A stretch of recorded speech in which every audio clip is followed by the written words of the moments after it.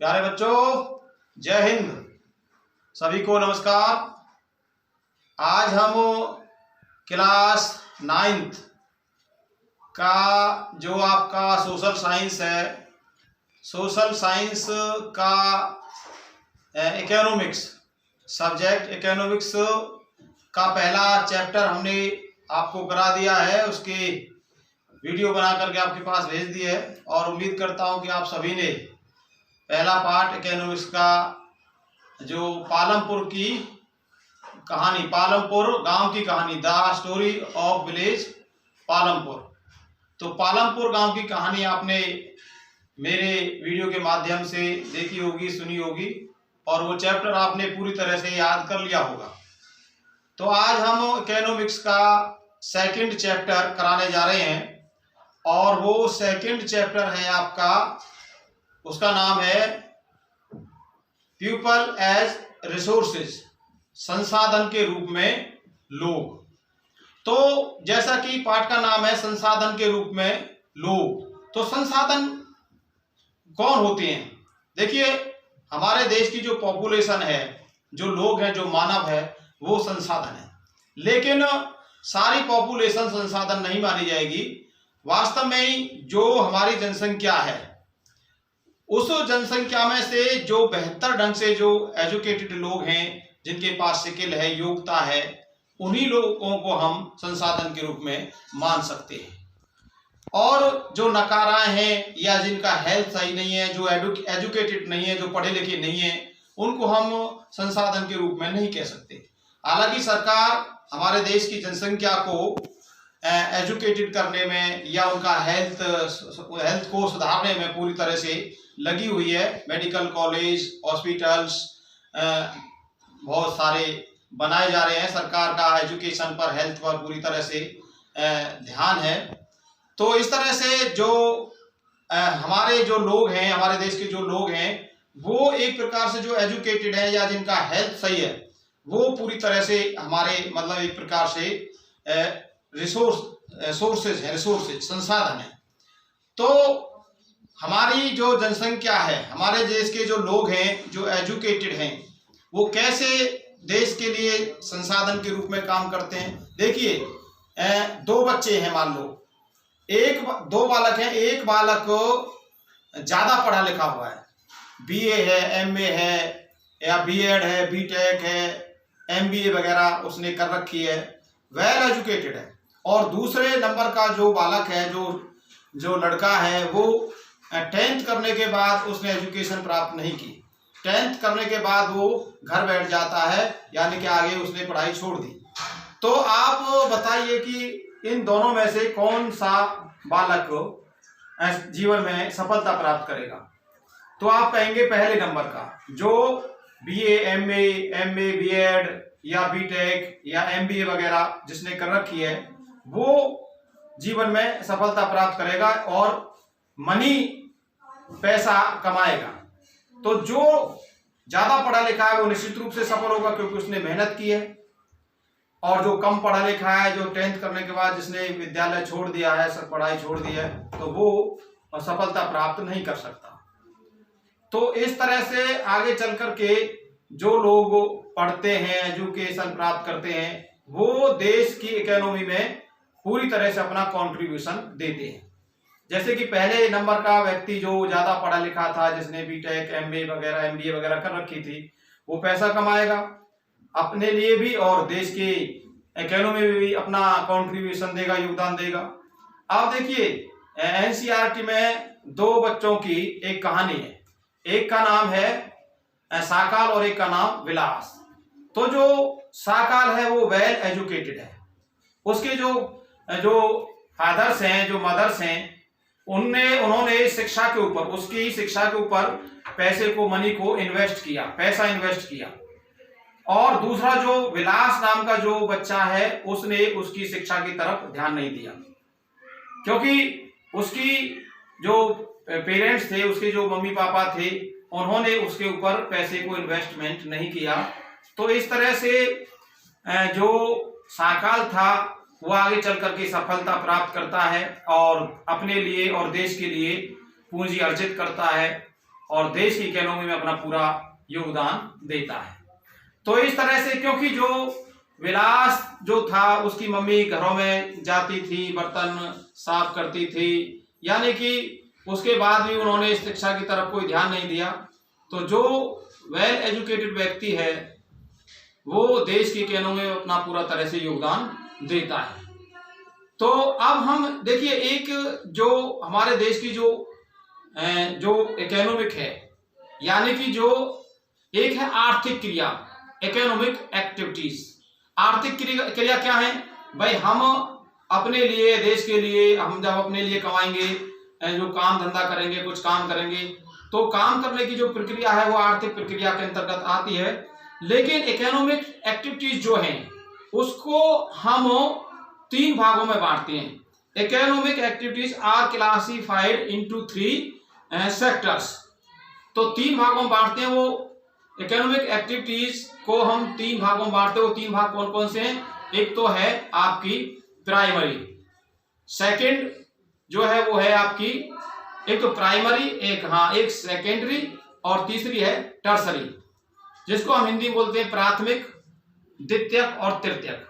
तो प्राथमिक जो क्रियाएं हैं, प्राथमिक क्रियाओं के अंतर्गत वे क्रियाएं आती हैं जो कृषि से संबंधित हैं, जैसे एग्रीकल्चर है, पशुपालन है, डेयरी है, ये और आपके खेती से संबंधित जो भी क्रियाएं हैं वो आपकी क्या है? प्राथमिक क्रियाएं हैं।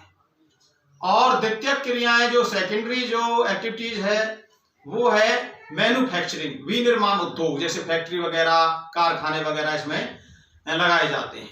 तो पहले नंबर पर जो प्राइमरी जो एक्टिविटीज है उसमें एग्रीकल्चर से संबंधित, पशुपालन से संबंधित, मत्स्य पालन से संबंधित क्रियाएं आएंगी।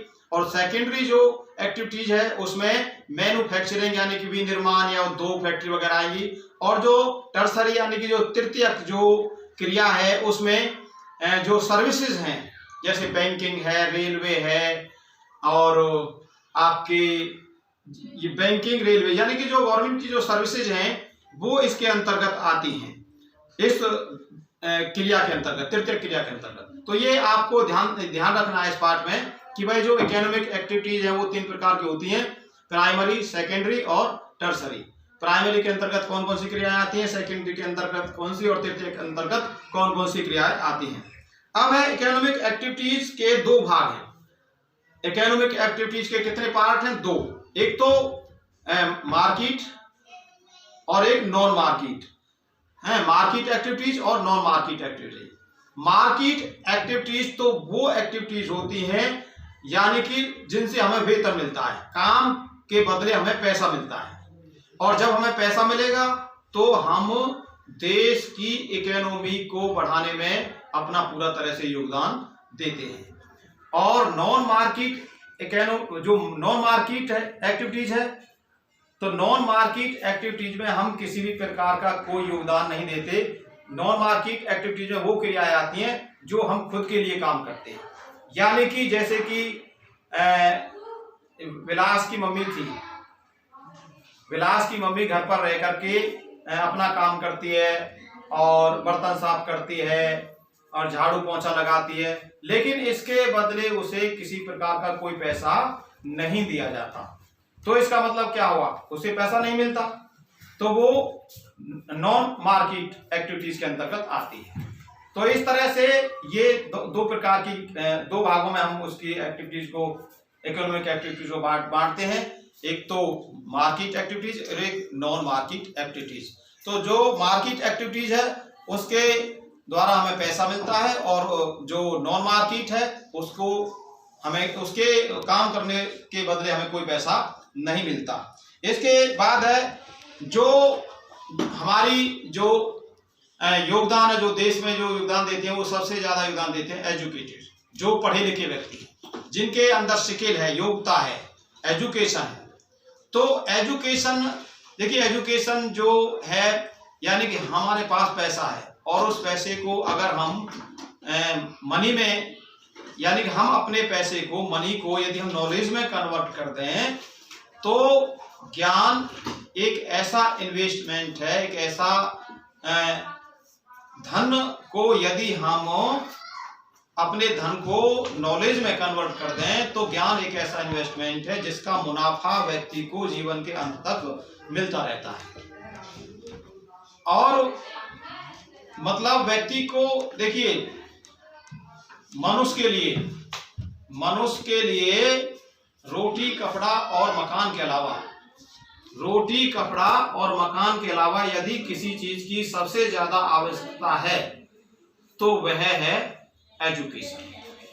तो जिसके पास एजुकेशन है, स्किल है, तो वो देश की इकोनॉमी में, देश की अर्थव्यवस्था में सबसे ज्यादा योगदान देते हैं। एक हेल्थ भी देखिए, जिसके पास एजुकेशन है, हेल्थ है, ये और भी बेहतर चीज है, ये और भी बढ़िया है। जिसका हेल्थ भी बढ़िया है, स्वास्थ्य भी बढ़िया है और एजुकेशन भी उसके पास अच्छी है, तो वो देश के योगदान में, देश के इकोनॉमिक में, अर्थव्यवस्था में सबसे ज्यादा योगदान देने वाला व्यक्ति माना जाता है। और जिसका हेल्थ खराब है, पढ़ा लिखा भी नहीं है, तो वो देश की आर्थिक क्रिया में, इकोनॉमिक उसमें कंट्रीब्यूशन नहीं दे सकता। इसके अलावा आपकी देखिए, सरकार ने एजुकेशन को बढ़ावा देने के लिए, ताकि देश के लोग, देश के बच्चे ज्यादा से ज्यादा शिक्षित हों, गरीब व्यक्ति को भी शिक्षा मिले, इसके लिए सरकार ने कई प्रकार की अपनी स्कीम भी चला रखी है। जैसे सर्व शिक्षा अभियान है। सर्व शिक्षा अभियान के अंतर्गत जैसे 6 से 14 साल के बच्चों को फ्री शिक्षा दी जाती है। और मिड डे मील स्कीम सरकार ने चला रखी है। सरकार ने भाई ये मिड डे मील स्कीम क्यों चलाई? ताकि जो बच्चे हैं, गरीब बच्चे हैं, वो शिक्षा प्राप्त करने के लिए स्कूलों में जा सकें। उनको दोपहर का भोजन इस स्कीम के अंतर्गत दिया जाता है, ताकि बच्चे स्कूल आए, उनकी अटेंडेंस में सुधार हो, लगातार अटेंडेंस बनी रहे और अच्छा उनको भोजन मिले स्कूल के अंतर्गत अंदर, और उनका स्वास्थ्य अच्छा बना रहे। तो ऐसी कई प्रकार की स्कीमें हैं, ताकि मतलब शिक्षा को बढ़ावा देने के लिए सरकार ने, ताकि हमारे देश के जो बच्चे हैं वो ज्यादा से ज्यादा शिक्षा प्राप्त करें, गरीब बच्चे भी शिक्षा प्राप्त कर सकें। इसके लिए सरकार ने नवोदय विद्यालय खोल रखे, गांवों के अंदर भी लड़कियों के अलग नवोदय विद्यालय और लड़कों के लिए अलग नवोदय विद्यालय खोल रखे। सरकार शिक्षा के ऊपर पैसा भी खर्च कर रही है, हर साल बजट में बढ़ोतरी होती है, ताकि शिक्षा को ज्यादा प्रसार हो सके, शिक्षा का ज्यादा बढ़ावा मिल सके। तो इस तरह से ये जो हमारी मानव जो पूंजी है, ह्यूमन जो, देखिए एक हमारे पास मानव पूंजी सबसे बेहतर पूंजी मानी जाती है। हमारे पास जमीन है, लैंड है, पैसा है, लेबर है, फिजिकल कैपिटल है। देखिए मानव पैसा और जमीन, पैसा और जमीन उतना महत्व नहीं है जितने मानव ह्यूमन एक्टिविटी, जितनी मानव जो पूंजी है वो सबसे ज्यादा बेहतर है। मानव पूंजी जो मानव है वो जमीन का और पैसे का सही बेहतर ढंग से उपयोग कर सकता है। तो इसलिए मानव पूंजी को सबसे बेहतर पूंजी माना गया है। इसके अलावा जैसे कि भाई हम बता रहे हैं एजुकेशन के बारे में, देखिए जापान एक छोटा सा देश है, जापान, वहां जो नेचुरल रिसोर्सेज है वो बहुत कम है, नेचुरल रिसोर्सेज नहीं है।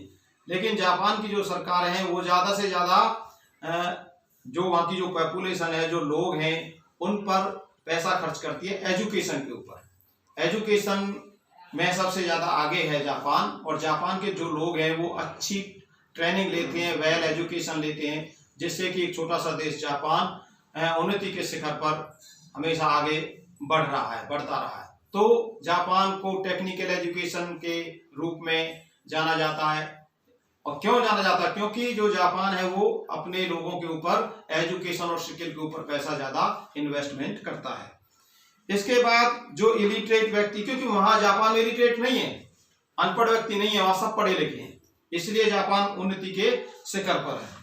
एक देखिए जो एम्प्लॉयड और अनएम्प्लॉयमेंट, बेरोजगार हम किसे कहेंगे? बेरोजगार हम उसे कहेंगे जिसके पास कोई काम नहीं है, जो काम करना तो चाहता है लेकिन वो काम कर नहीं सकता। उसे क्यों नहीं कर सकता? क्योंकि उसे कोई काम मिलता नहीं, वो बिना काम के घूम रहा है। काम तो करना चाहता है लेकिन उसके पास काम है नहीं, कोई रोजगार नहीं है, तो इसलिए उसे हम बेरोजगार कहेंगे। और ये जो बेरोजगारी है उसको हम 3 भागों में बांटते हैं। बेरोजगारी भी 3 प्रकार की होती है। कौन सी? एक तो सीजनल, और एक अदृश्य बेरोजगारी जिसको बोलते हैं, और एक है एजुकेटेड। तो जो सीजनल है उसमें मतलब कुछ साल के कुछ महीने लोग काम करते हैं, और ये जो सीजनल बेरोजगारी है ज्यादातर एग्रीकल्चर में देखने को मिलती है। इसमें जो किसान हैं वो साल के कुछ महीने काम करते हैं और कुछ महीने फिर खाली रहते हैं। तो ये आपकी सीजनल बेरोजगारी हुई। इसके बाद जो दूसरी जो बेरोजगारी है जिसका नाम ले रहे थे हम, वो है अदृश्य बेरोजगारी। अदृश्य बेरोजगारी का मतलब यह है कि भाई जैसे एक खेत में लोग काम कर रहे हैं, 12 लोग काम कर रहे हैं, लेकिन काम है 8 लोगों का। काम कितने लोगों का है? 8 लोगों का काम है, और लेकिन उसमें काम कर रहे हैं 12 लोग। तो जो 4 लोग हैं वो फालतू लगे हुए हैं। तो जो 4 लोग हैं वो अदृश्य बेरोजगारी के अंतर्गत आएंगे। जो तीसरी जो बेरोजगारी है वो एजुकेटेड, यानी कि पढ़े लिखे लोग जिनके पास डिग्री हैं, बड़ी बड़ी डिग्री, बीए, एमबीए वगैरह जो लेकर के घर बैठे हैं, वो नौकरी करना चाहते हैं लेकिन नौकरी उन्हें मिल नहीं रही है, तो वो एजुकेटेड बेरोजगारी कहलाई जाएगी। तो इस तरह से प्यारे बच्चों, ये आपके संसाधन के रूप में लोग आपका जो पाठ है, तो संसाधन कौन है, लोग, वो संसाधन लोग कौन है? वह जो वेल एजुकेटेड है, जिनकी हेल्थ सही है, वो हमारे देश के संसाधन के रूप में माने जाएंगे। क्योंकि जो वेल एजुकेटेड और जिनका हेल्थ सही है वो देश की इकोनॉमी में अपना पूरा तरह से योगदान देते हैं। तो ये आप इस पाठ को पढ़ेंगे एनसीईआरटी के माध्यम से, एनसीईआरटी कुछ पढ़ेंगे और कुछ मैंने जो लेक्चर्स दिया है उसको ध्यान से सुनेंगे, और ऐसे आप याद भी करेंगे, होमवर्क करेंगे इसी पाठ के जो क्वेश्चन है ऑब्जेक्टिव टाइप वगैरह, 2 अंक के हों चाहे वो 4 अंक के हों, इनको याद करो। और तब तक के लिए हम अगला चैप्टर आपके सामने लेकर के पेश होगा। तब तक के लिए जय हिंद, नमस्कार।